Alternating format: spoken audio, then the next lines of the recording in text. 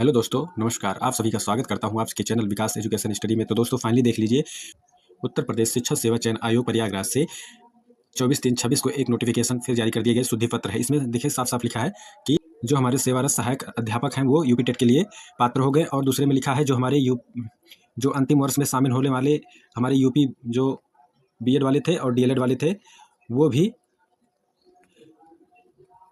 भी शामिल हो गए।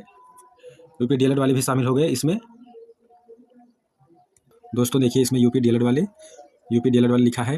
देखिए टीचर ट्रेनिंग कोर्स प्रविष्ट माने जो भी यानी एडमिशन करवाए हों या पहले से पढ़ रहे हों वो भी इसके लिए पात्र होंगे। देखिए उसके बाद इसमें लिखा गया है कि जो है कि अंतिम वर्ष में शामिल होने के स्थान पर प्रविष्ट अध्ययनरत पढ़ा जाए इसको। और उसके बाद दोस्तों यही है शुद्धि पत्र। तो वीडियो कैसा लगा? अच्छा लगा तो चैनल को सब्सक्राइब कर लीजिएगा। धन्यवाद।